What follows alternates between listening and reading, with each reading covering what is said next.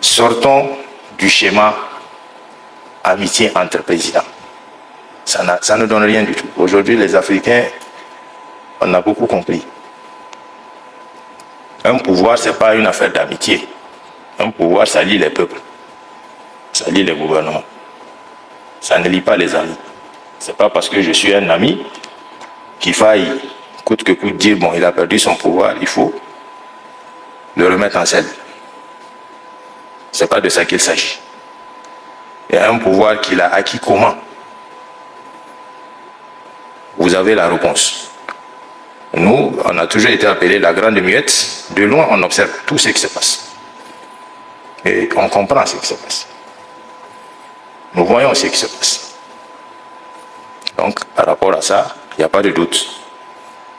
Quand nous sortons et que nous voulons vraiment nous approprier de certaines thématiques qui engagent la vie de tout le monde, je pense qu'il faut nous écouter. Le Niger est un verrou pour les pays du Golfe. On n'a pas besoin de le démontrer.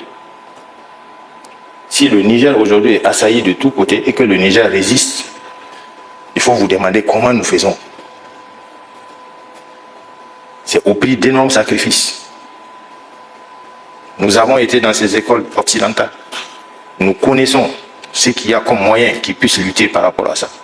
Souvent, nous sommes incapables de le faire parce que nous ne disposons pas des moyens. Pourquoi? Parce que même l'achat des moyens répond à une stratégie, répond à une géopolitique, répond à beaucoup de choses. Nos pays, nous sommes là face à des gens, pour même la munition, la simple munition, nous ne fabriquons pas, pour la plupart de nos pays. Ça veut dire que la munition même est arrivée d'ailleurs. On se rend compte que ces terroristes ont toujours du poil de la bête. Qui leur donne les moyens? Facile à dire, ils attaquent les troupes, ils dépouillent les troupes, ils ont les munitions. Mais vous savez pertinemment que ce n'est pas suffisant.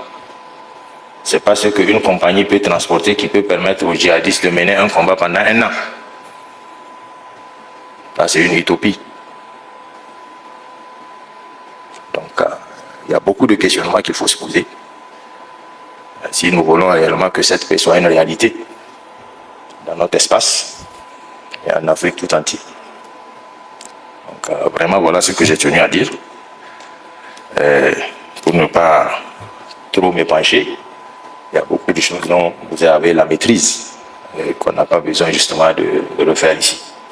Mais sachez que le Niger est disposé à l'écoute. Le Niger a un peuple qui souffre.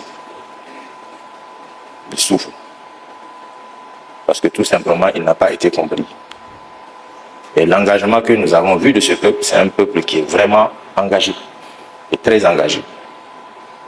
Donc, la meilleure façon, je pense pour nous tous, c'est de nous comprendre, de nous écouter et de venir expliquer. On n'a jamais dit qu'on est venu pour s'éterniser au pouvoir, on ne l'a jamais dit. On a bel et bien dit moins de 3 ans. Ça, c'est un délai. Un délai qui nous semble raisonnable. Pour qui? Un délai durant lequel nous pensons que le problème sécuritaire peut trouver un début de solution. Nous n'avons pas l'ambition de dire qu'on peut finir avec le terrorisme. Non. C'est une affaire mondiale, on le connaît, on le sait très bien. Mais au moins, nous pouvons apporter un peu de lueur d'espoir à cette population. Aujourd'hui, imaginez toute la bande sahélienne. Pratiquement, la population a été paupérisée. D'abord qu'elle n'avait rien. Et maintenant, c'est des milliers et des milliers de têtes de bétail. La seule économie à laquelle ils s'approchent est perdue. C'est le bétail. Chaque matin que vous entendez, c'est des centaines de têtes de bétail qui sont ravies par les terroristes et qui disparaissent. Donc, c'est des entrepreneurs de guerre qui sont là. C'est des bandits qui sont là, qui ne cherchent qu'à s'enrichir en réalité. On vous parle de la zone de 3 frontières. Nous avons la cartographie de la zone de 3 frontières. Nous savons ce qu'il y a là-bas. C'est truffé de mines d'or. Donc aujourd'hui, c'est entretenu parce que tout simplement, les gens se retrouvent là-bas.